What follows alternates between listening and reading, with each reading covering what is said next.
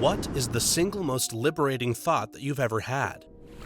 That everyone's too busy thinking about themselves to remember that one time I embarrassed myself by saying the wrong thing.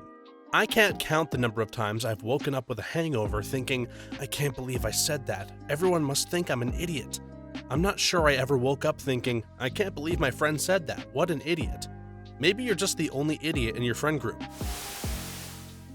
I can do anything I want as long as I accept the consequences. Radical freedom intensifies. If new evidence presents itself, it's okay to change my beliefs about something. Even if those beliefs felt like a part of who I was before, it's okay to change my mind.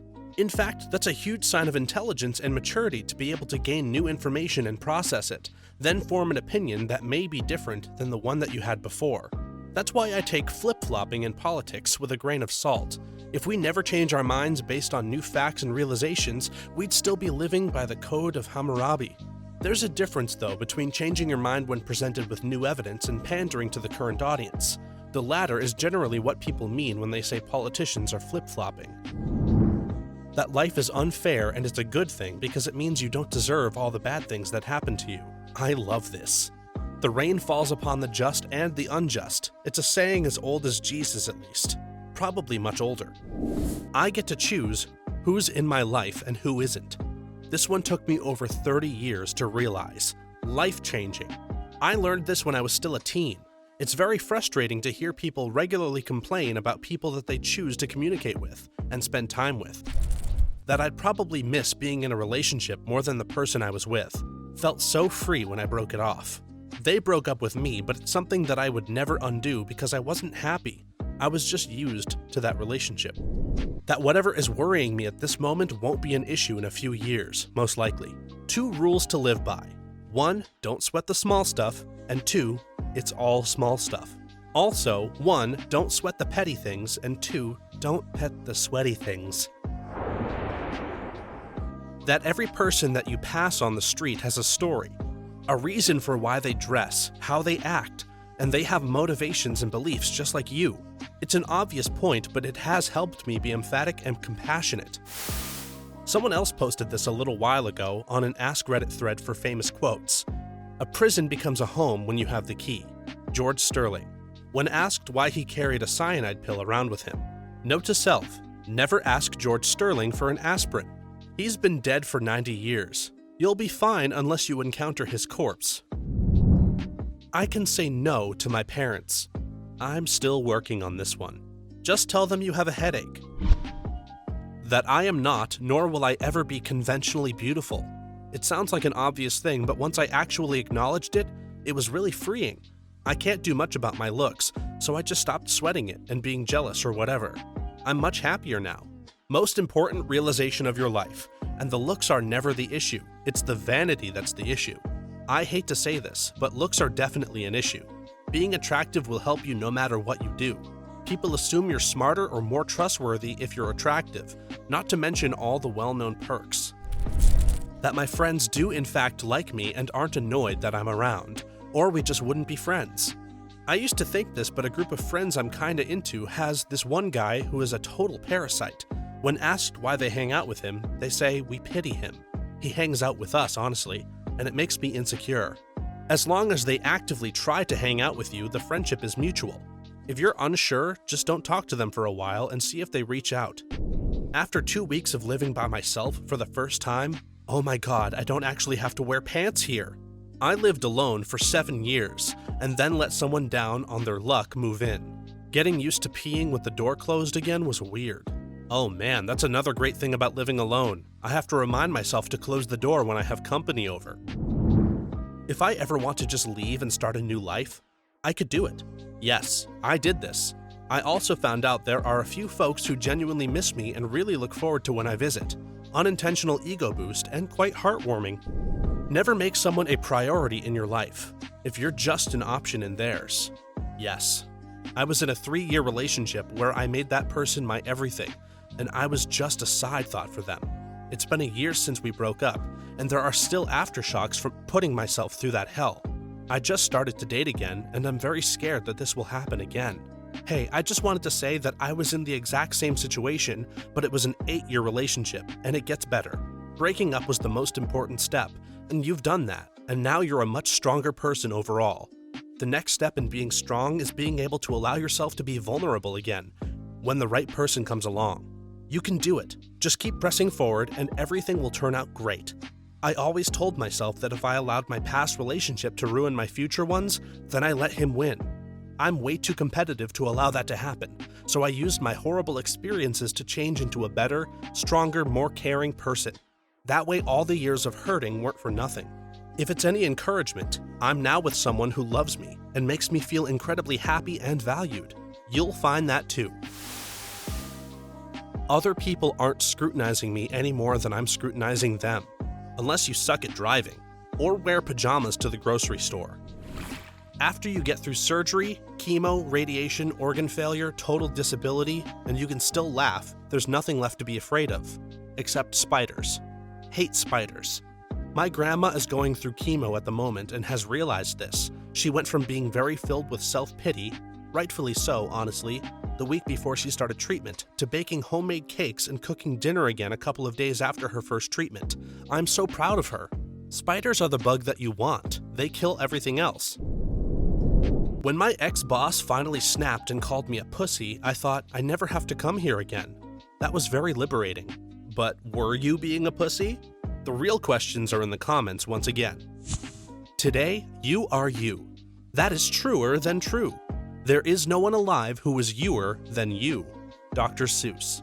For the last several years, I've been immersed in a culture that thrives on uniformity and shuns individuality. It took all of the balls I had to walk away from the fundamental Baptist church. And if you want to be a coked-out children's author, damn it, that is what you should be. Well, if you want to coke out. And if you want to do shrooms.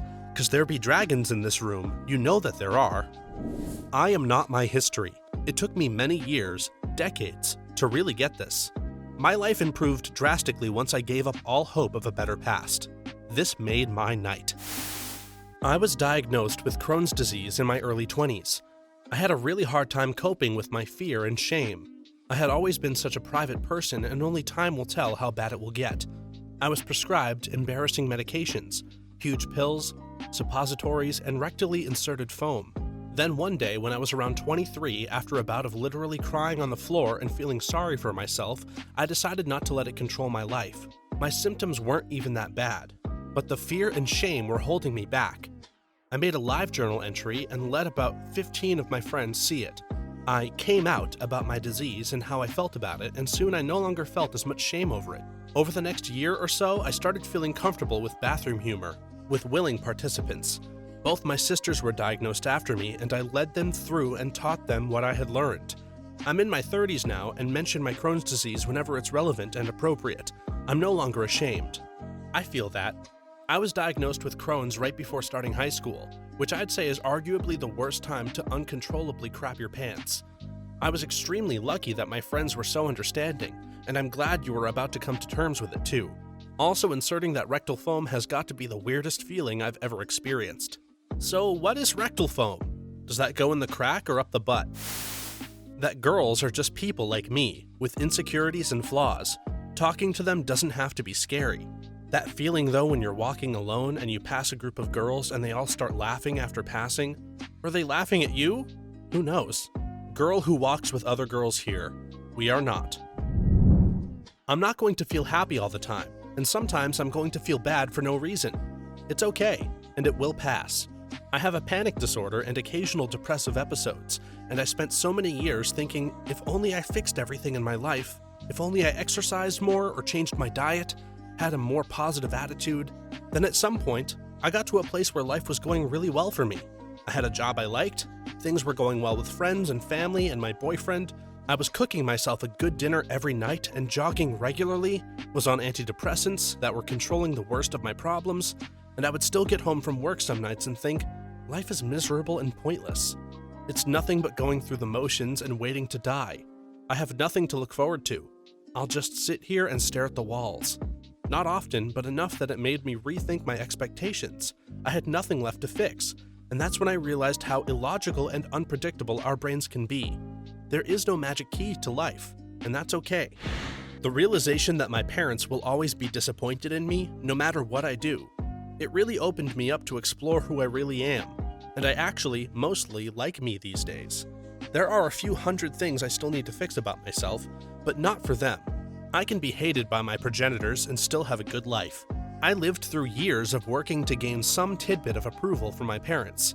Once I gave that up and realized I deserved to give myself better, I lost a lot of my anxiety and depression. It was great.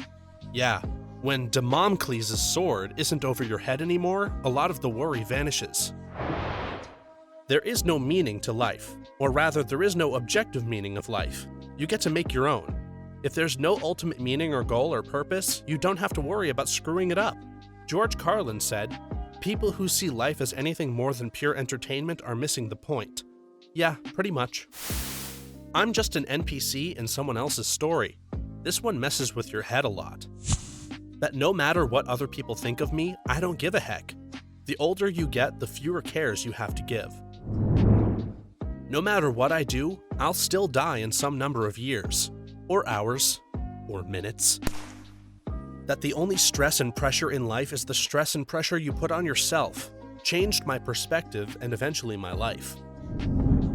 I realized that the majority of people around you don't give a single crap about what you're doing. Came to this conclusion when my best friend was always worried about people knowing when he was high. We don't really care what they're doing. Why would they care about us? It's easier to be yourself throughout the day when you know that you're just background noise in the lives of most people around you. This thought helped me when I started going to the gym. I was so self-conscious at first, but then at some point I looked up and no one was even paying attention to me. I'm literally background noise. Made things a lot easier. You can't change something that has already happened, so stop worrying about it. Life is similar to a video game. The more seriously you take it, the less enjoyable it gets. I have spent a lot of time playing video games. One of them is League of Legends. After trying for months to get better at it, climb leagues, get ahead of other players, and always win, I realized that I was not enjoying the game anymore. I realized that focusing on getting ahead of everyone made defeats feel like crap and victories feel like an obligation. I realized that the most fun I have had playing the game has been just bullcrapping with my friends on normal games, without caring so much about the outcome. In fact, the less I cared, the more I enjoyed winning and the less it bothered me to lose. And I in fact enjoyed the little things like getting killed in a stupid way, which would have gotten me into a rage when I played competitively. I made fun of my friends when they died in stupid ways instead of calling them names or just laughed at the stupidity of the situation.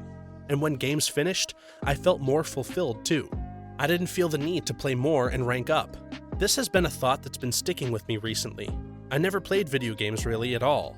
But about a month ago, I started to play Life is Strange, and it made me realize how every little thing that you choose to do on a daily basis could leave a huge impact on your life. And you have this huge world with so many people to meet and talk to. In a video game, I would explore as much as I could and meet as many people as I could. But why wasn't I doing that in real life? Fear was the only reason I could think of. It made me want to take more chances, and hell if there was something that you can't stop thinking about doing. Go for it. I can live without him. I and my children will be okay. Then it happened, and I was without him, and we were more than okay. If life has no meaning or purpose, then you are free to give whatever meaning or purpose that you like. Toss-up. It was either I don't need this man to survive, or I don't need this substance to enjoy life. One led to my divorce. The other led to 6 months and some change without amphetamines. Good job. Stay sober, internet stranger. Nobody cares about the things I do or say because they are preoccupied with themselves and worried about what I think of them. I can be myself because it doesn't matter to anyone but me. That if I don't get to start a family, I'll have a lot of money to travel with, or to buy magic cards with. 2 years ago, I was a bit down because I was turning 37. I had no romantic prospects and running out of time to have a baby. Then it clicked one day. I don't need a husband to have a baby. My whole outlook on life changed right then and there. I got a second job to make some extra cash, found a donor, and now I have the most perfect baby girl. Life is wonderful. It doesn't matter what other people think of me, as long as I'm happy and not interfering with others. I was driving home from work one day, very depressed about my myriad of life issues. I looked up at the mountains and thought, those mountains were here long before I was, and they will be here long after I'm gone. What do they care if I'm having issues at work? Why do I really care? Honestly, that simple thought instantly freed my mind of all the weight it was under. We aren't saving the Earth. We're saving ourselves. The Earth will be just fine. Life will continue marching merrily along if we annihilate humanity. Well, minus all the species we drive to extinction. Creatures go extinct all the time. The only reason creatures going extinct is considered generally a bad thing, or anything other than total neutrality, is that biodiversity holds value for humans. Mother Nature doesn't care. Planet Earth doesn't care. The sun, the galaxy, and the universe don't care. The only ones we know of who care about extinction, as a concept, are us. I am but a tiny organism on a small planet circling a relatively small star in a galaxy of millions of stars, and we keep finding more galaxies. None of this matters very much. I realize that the universe is not unfair, just absurd. We think we have some deep meaning and grander purpose, but in reality, the universe doesn't even care about us. At this point, we could either despair, ignore the truth, or rebel. Screw the universe for saying that we are insignificant. I'm not going to waste my life in existential nihilism. I'm going to live my life to the fullest, even if it never matters in the long run. Or at least try. It's hard not to give in to despair, but I must try. That I don't need anyone but myself to be happy. Friends, family members, and love interests included. I was all stressed out over getting work done in time for finals, and then I realized that whether or not I got the work done or passed the class, it would all be over in a couple of weeks.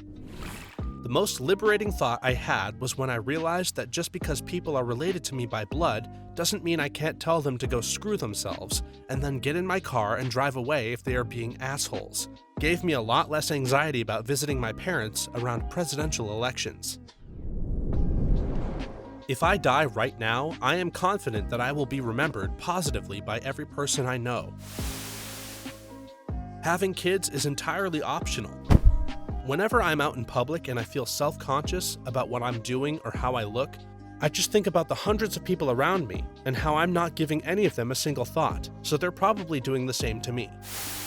Either we are a mistake, literally a bunch of cells that got together and accidentally gained things like consciousness and a fear of death. I screw up? Who gives a crap? I'm a freak. I'm literally the universe's accidental pregnancy it had with itself and hasn't gotten around to killing yet. There is a God in heaven, and if I try my best, he's gonna know, even if my best is totally freaked up and not even close to good enough. The realization that really permanently freed me was the realization that, in a way, I don't exist. What I call me is actually nothing more than a random collection of attributes and familial, social life experiences and influences. It's like I am a leaf pile shaped by the passing breezes of life, and the personality I call me has no more significance than that leaf pile. I was getting in my car a few months ago and I looked down at myself. I had on a Destiny shirt, a Pokemon hat, a Wonder Woman lanyard, work name tag, and my Super Mario Kart key lanyard in my hand. I thought about how I was going to play D&D after my day of working at the board game store I work at, and I thought, man, I'm such a black sheep in this family. And that's who I am, and that's okay. My family loves me. My family is really into things like sports, celebrities, and the mainstream, whereas I love video games, fantasy, sci-fi, that sort of thing. I even LARP. Just the thought that it was okay to be different was just so liberating. I've always known it. It just sort of came to mind, and it was really cool. You really love branded gear. A year ago, the man I had spent the last 20 years of my life with told me that he was in love with someone else. I was gutted. I could not stop crying. After a week of crying, I had an epiphany. I wasn't crying because I had lost the love of my life. I was crying because I had given him my youth. I'm 35 and have been with him since I was 15. I took a deep breath, washed my face, and smiled. I wasn't dead. And truth be told, not that damned old. I still had time and not a single thing holding me back. I have never felt more alive and free than I did at that moment. To myself, you expect to bounce back not only to a better point than you have ever been at, but to a perfect point that no one ever achieves. Coming out of a depression and hating myself for not being perfect, I suddenly realized I was holding myself to the wrong standard. I tried quitting smoking for over 16 years without success. Finally, something clicked and I realized that after quitting smoking, I could still smoke whenever I wanted to and still be a non-smoker. All I had to do was remain dedicated to being a non-smoker instead of remaining dedicated to the addiction. After all, I realized that if an obese person goes on a diet, it doesn't mean that they can never eat ice cream again. Of course they can. And they can go on eating lots of ice cream in their lifetime. And having ice cream once in a while doesn't mean that they're going to give up on their diet. It just means that they wanted some ice cream. Just the same, quitting smoking doesn't have to mean giving up on cigarettes forever. You just have to stop defining yourself as a smoker. It's all about how we label ourselves inside of our minds, not about the things we do. Once I realized this, quitting was a piece of cake, and the odd thing was that, almost immediately, the cravings stopped, and I no longer enjoy smoking anymore. Once in a while, I will get a craving and have one, and bleh. I find it disgusting now. Been quiet for a good 4 years now. No turning back. We are not going to matter, and no one is going to remember us after 2 generations. So go ahead and do what you want that makes you happy. Don't mind what people say. You can hold 2 opposing thoughts or opinions in your mind at the same time. Graduating high school, I'm done with the dreaded years of high school. No more miserable SAT and AP testing.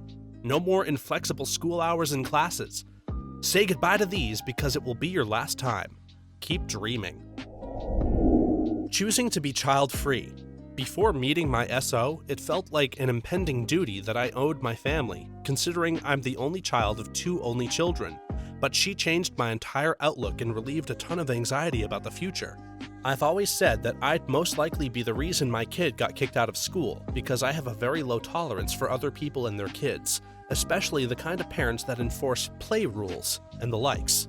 I like to choose my friends and company, and the thought of having to play nice with people I disliked, just because our kids were friends, for example, was something I genuinely dreaded.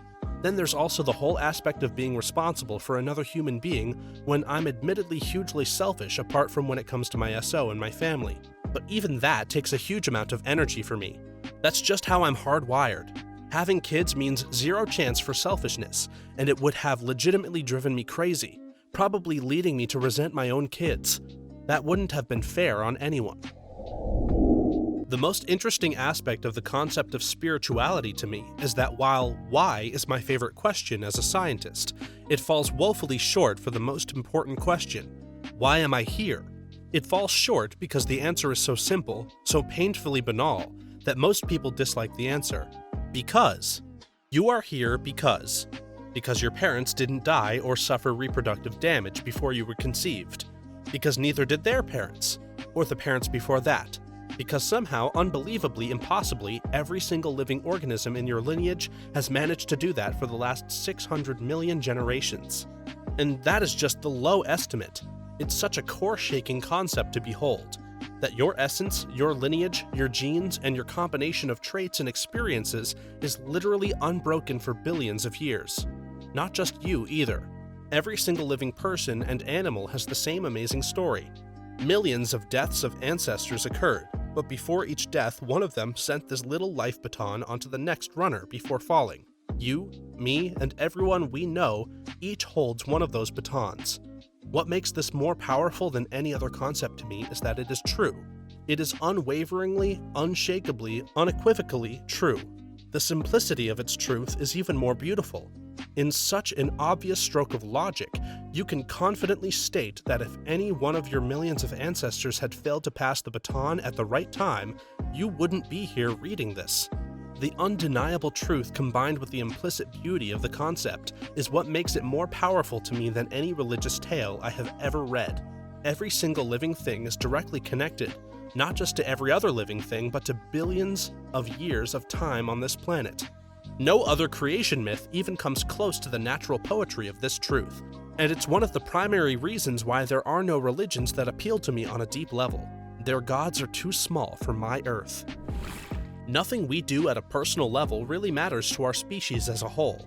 Technology is the driving force behind our evolution, from the agricultural revolution millennia ago to the current communications revolution of today. Whether or not Germany won or lost World War II, for example, it wouldn't have changed human destiny, merely changed the route in an extremely minor way. Our species is headed towards a cybernetic transformation, and nothing is going to stop it. Thanks for watching until the end. Be sure to like this video, then stop by the channel to check out another video and subscribe. See you next time!